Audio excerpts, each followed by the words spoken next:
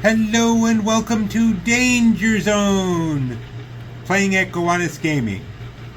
So this is a part two of two different things. One is our blow the lid off Josh Bartley coin pusher interview series, and our 3-game parlay. We played the first game.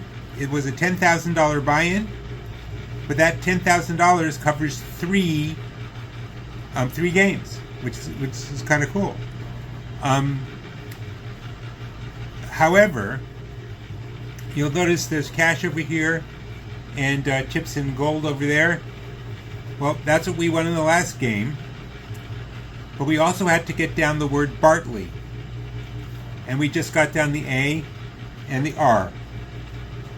So we have 3 games in which in each game we can pile up some cash or prizes or whatever you want to call them. And but we also have to get down Bartley in order to win anything at all. So right now we've gotten down that cash, we've gotten down those golden chips, but they're not ours until we get the whole Bartley down. Also, we're doing the second part of our interview with Josh Bartley Coin Pusher, where he tells it how it all began and what it all really was made up of. So other than that, we have our usual 20 minutes and 1 cup of quarters. And just going to try just the camera a little bit so you can see the shoot, as well as the drop back. And 20 minutes on the clock, and here we go. Oh, I'm also going to have to shut up while you listen to Josh Bartley, which is something people don't really think I'm capable of. So let's see. When did you start with knocking down towers?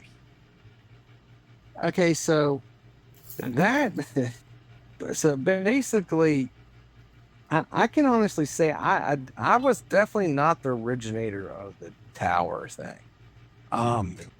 So when my videos started getting traction, and it was mainly because I was the only person that did that stuff, content only, and when I started doing that, other people that were fans of the channel that I had known, they started their own coin pusher channel, except a lot of them differently did it. They're probably a very more educated way of doing it than what I did. Instead of worrying about traveling all across the country trying to find these unique coin pushers and stuff like that, they were just basically just setting them up and playing that way. So Jeff, which ended up being a big pivotal part of the channel, Jeff Clark, his family locally were just one of those old families that owned a lot of land and businesses in the area. They anything from liquor stores to they had automobile parts stores, restaurants, corp. I mean, they just a very prominent name around here. And one of the things that they owned is West Virginia legalized slot machine gambling. It's probably been 20 years now, but it was a really gain of popularity. We started getting the casinos coming in. Well, you can, if you buy into some kind of, well, I'm not exactly sure the setup, but you can have these what they call 5 spots, and basically there's nothing to them. It's just almost like a little small house, or it's in a shopping plaza, and as long as you have a bar set up, you can have 5 slot machines. And they popped up as many that were allowed. Well, Jeff's family owned several of those, and in one of them they had a coin pusher that was set up by the ATM machine, and they just, like, people that went there that were like regulars that were members played it. So Jeff said, let's do something with this. He's like, this you can, because I was in this situation where as these other people were coming up, I'm winning $30 thinking, I got a clickbait. This is an awesome title, but these people were winning, a massive amount of money supposedly. And I was thinking, I don't know how I can compete with that. That I just, there's just no way without me buying a coin pusher. There's no way of me doing that. So through Jeff and through knowing the manager of the place and keeping everything as legit as I possibly could, that's how the high risk coin pusher was started. That's where the names was started. That's where all of that was started. We were trying to think of a way that because initially what it was people that came up there, they would all pitch in money in like a pool, and I don't even know if I'm saying the name correctly, but they would all pitch in like a combined $500, and then they would put it in there, and then everyone got the same amount of quarters and flipped whoever was what order you went in, and you tried to see if you could win the most back out of it. So that's probably a big pivotal part that I missed that they did that. So I just started recording myself doing that, and came up with the name because it sounded like something you'd see in a casino. And then that's when the other channels started getting big.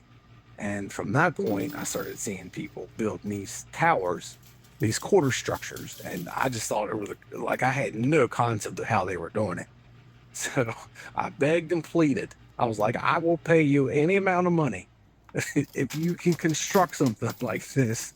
I'll whatever it is, I will give you the biggest tip. And it started with a guy named Eddie. Eddie was the first person to sit there and mess with the quarters and figure out how to build a tower.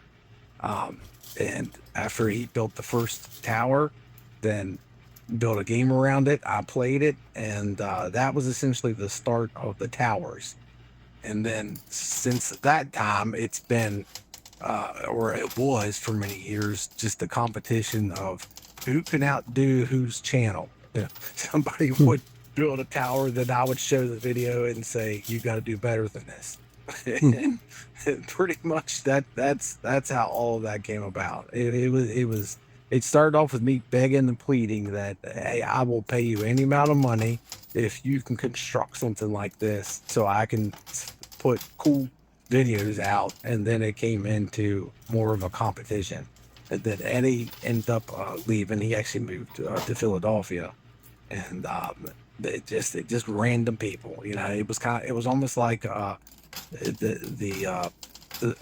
trying to think. I'm a Freemason, so I think about when they talk about the craft, and they secretly pass down how they do things. Like the Masons, they pass down their construction, how they built things back then, kept it secret. So I think that's essentially how it got passed down, how they were doing it. Which the irony of it is, once I started building them myself, I realized it's not quite as hard as what I was making it out to be. Looking at it, I was just thinking this was just like some sort of sorcery. Like I had no idea how they're making these amazing looking things, and then I realized it's just patience and being in time. If you can do those two things, then you can build just about whatever you want. And practice. It just takes practice, and you have to not get upset with yourself if it falls down. You just got to say, okay, well, this is just another opportunity to practice again. Right. Exactly. And my biggest hurdle that I've had throughout all of this is just finding someone that could stay consistent with me. Because there for a while I had to I was obligated by contract to put out 3 videos a week. And to find someone that would spend that amount of time to sit there to build that for me, all for me to ultimately try to knock it down, that's been the hardest part. That's been a battle for about a decade now. It definitely came with its struggles. and then someone would leave or someone would start a new job or whatever the reason. Maybe they The police found out where they were. yeah, right. Yeah. Well, that's essentially what got me in trouble from the beginning. Was they didn't know this, because if they did, they would have never let me record. But when I first started doing that, playing up there, I never said where I was at. I was pretty open about my, my where about. I'm in West Virginia, Virginia. That's pretty broad. But come to find out, the lottery commission, if you have slot machines or any state lottery, scratch off tickets, Powerball, you cannot have any other form of gambling in there. And they didn't consider coin pusher gambling. I guess they just thought it was more like a kid's game or an arcade game. And because of that, that's what got that pushed out. Immediately, like it was there one day and it was gone the next.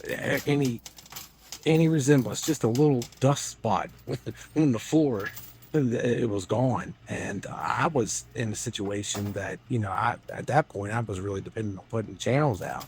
So luckily, they had a building. It was basically a storage building, but they used to do bingos inside of it. And they said we could put it in there.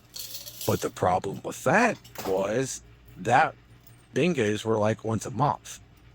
So I had to find someone, again, that would go up there 3 days a week and construct something to play it, so I could put the channel out.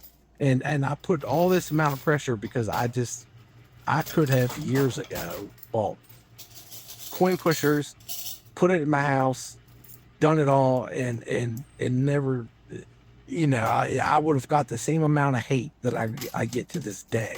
That's never changed. But I was so worried that if I said it, it had to be true. If I can't put these videos out unless I, exactly what's happening is happening. Now, there were a lot of variables that went into it.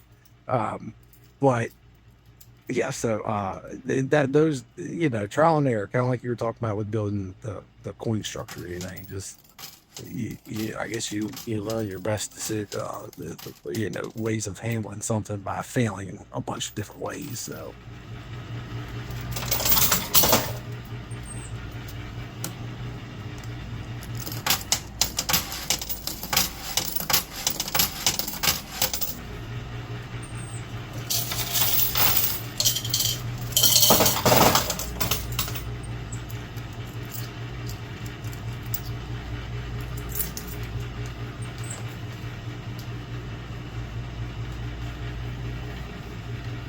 Okay, and that's Josh. We did really well. We got down all the other letters.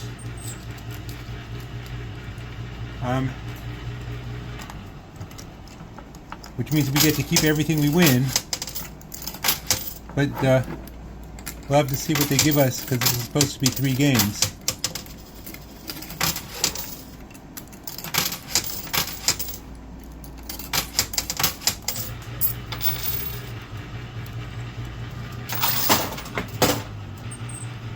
In the meantime, we need to rack up as much as we can here.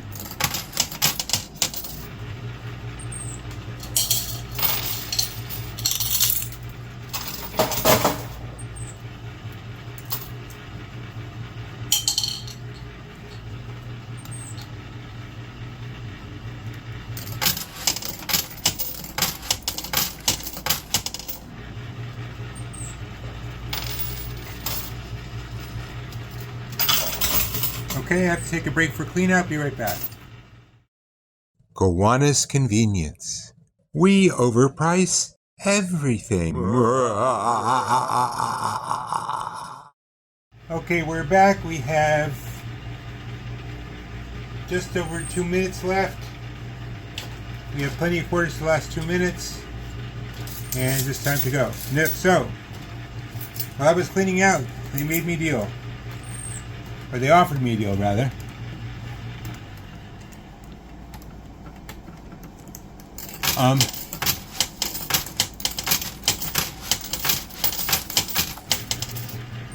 they'll set up a third game for the Bartley setup.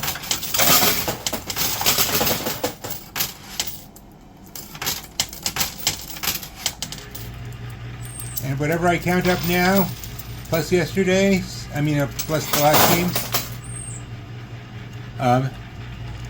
I'll be playing for double or nothing. So there won't be any other money that we're playing for. It'll just be to get Bartly down.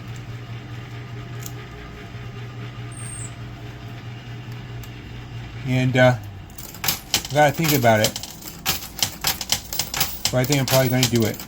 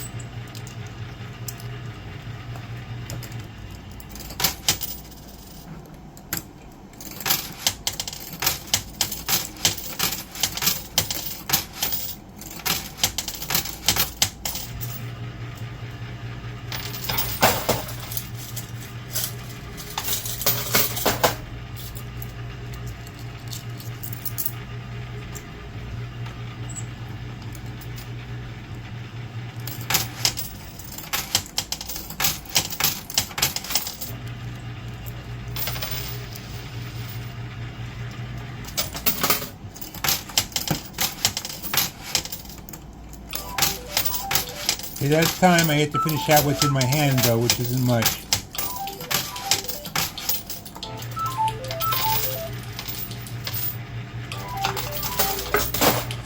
Okay, that's that. I will get ready to clean up and be right back. Gowanus Convenience. We overprice everything. Okay, time for countdown. We're just going to start by counting down today's game, and then we're going to move on to what I got yesterday, and then I'll decide whether I'm going to risk it all on double or nothing. But first, let's spell out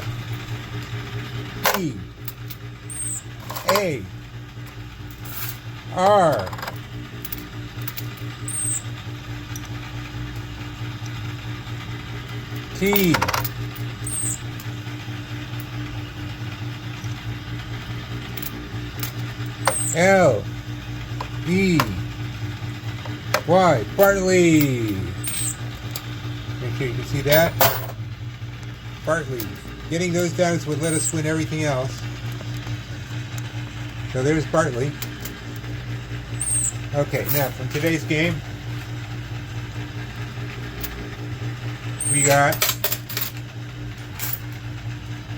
1,000, 2,000, 3,000, 4,000, 5,000, 6,000, 6,100, 6,250, 6,270. Not bad. Also, those little cars. This is a sample of them. The cars that came down, they're not worth anything, but we get to keep them, which is kind of cool. Okay, so 6,150, that's... I'm going to just pull out my handy-dandy little calculating machine.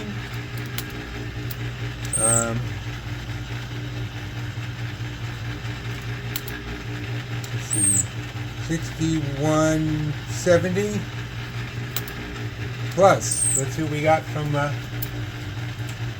yesterday. The last time we played. Let's see.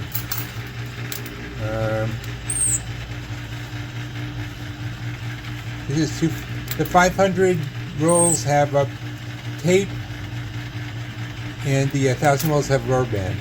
So just to speed up counting. So that's 1,000, 2,000,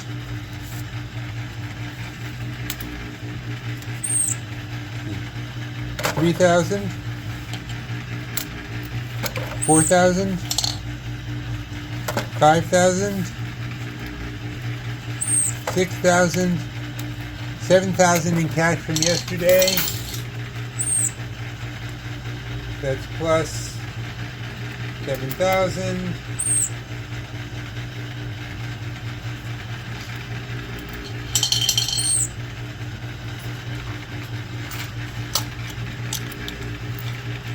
Okay, now let's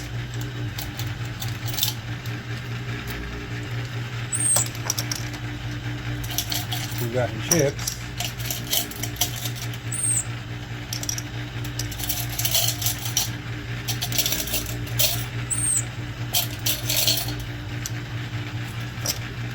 Let's start with the gold.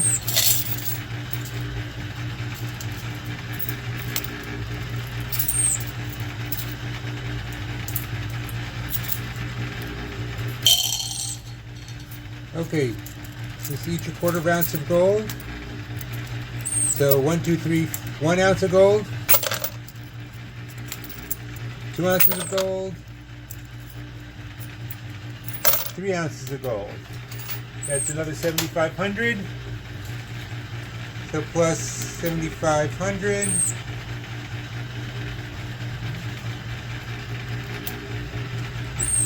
And now in chips.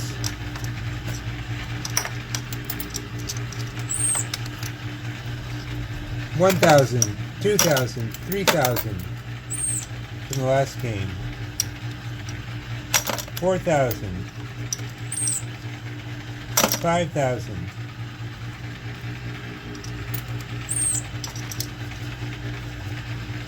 6,000, 7,000,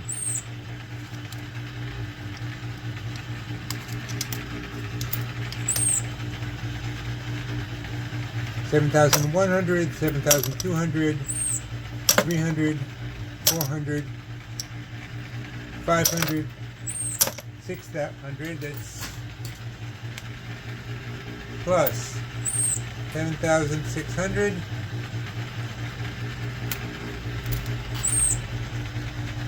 2,870 minus the $10,000 buy-in.